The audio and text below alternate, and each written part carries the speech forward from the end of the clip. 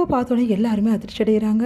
அதனால் தாங்கிக்கவே முடியல. நம்ம சிந்துவால் சிந்து தெரிஞ்சு போச்சு. சிந்துக்கு கண்டிப்பாக எல்லா உண்மையும் வெளியே வரப்போகுது. சிட்டு எல்லா உண்மையும் சொல்ல போகிறா. இப்போ நான் என்ன பண்ணுறது அப்படின்னு சொல்லிட்டு சிந்து தவிக்கிறாங்க. அடுத்து சிட்டு அப்படியே சிந்துவை பார்த்துட்டு என்ன பண்ணுன்னு தெரியாமல் அப்படியே உள்ளே வராங்க. அங்கே வராங்க.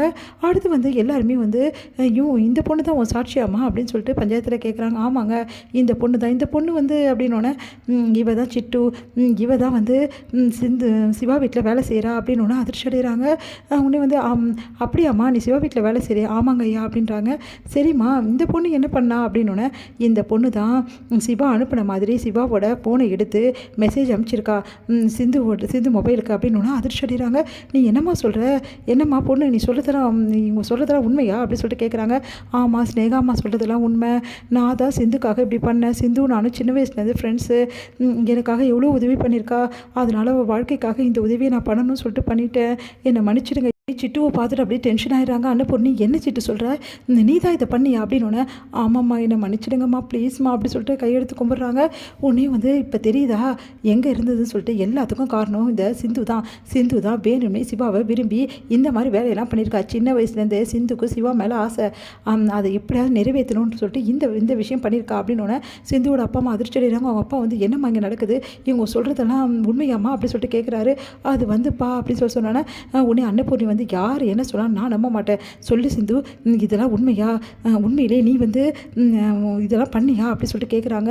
என்னை மன்னிச்சிடுங்க அத்தை, நான் தான் இதெல்லாம் பண்ணேன் அப்படி சொன்னோன்னே அப்படியே அதிர்ச்சியாக ஒன்று நம்பி என் பிள்ளைய நான் உன் கழுத்தை தாடி கட்ட சொன்னேனே, நான் ஒரு பாவி, நான் இப்படி பண்ணிட்டேனே அப்படி சொல்லிட்டு போயிட்டு சிவா கிட்ட காலில் விழுற மாதிரி பண்ணுறாங்க. ஒன்று பெரியம்மா என்ன பெரியம்மா உன் காலில் விழுந்தால் கூட தப்பு இல்லைப்பா, நான் எவ்வளோ பெரிய பாவம் பண்ணிட்டேன். நீ எவ்வளோ என்கிட்ட சொன்ன, எவ்வளோ கெஞ்சினேன், நான் ஏதாவது கேட்டேனா? இவன் மேலே உள்ள நம்பிக்கையால் நான் இப்படி பண்ணிட்டேன். எந்த பொண்ணு செய்யக்கூடிய விஷயத்தை இவ செஞ்சிருக்காளே அப்படின்னு. அது மட்டுமா பண்ணா? சாமி மேலேயே சத்தியம் பண்ணா. எந்த பொண்ணாவது கும்புற சாமி மேலே சத்தியம் பண்ணுவாளா அப்படின்னு சொல்லிட்டு கேட்குறாங்க. மகா உடனே பஞ்சாயத்தில் செமையாக டென்ஷன் ஆகிறாங்க. என்னம்மா நீ சாமி மேலே கூட சத்தியம் பண்ணியிருக்க, நீ எல்லாம் ஒரு பொண்ணா? உன்னை பெற்றதுக்கு உங்கள் பெற்றவங்களை தலைக்குனியை வச்சிட்டியம்மா அப்படின்னு அப்படியே அழறாரு. அவங்க அப்பாவும் உங்கள் அம்மா பயங்கரமாக அழறாங்க. உடனே பைரவி சிந்து என்ன சிந்து இதெல்லாம் அப்படின்னு.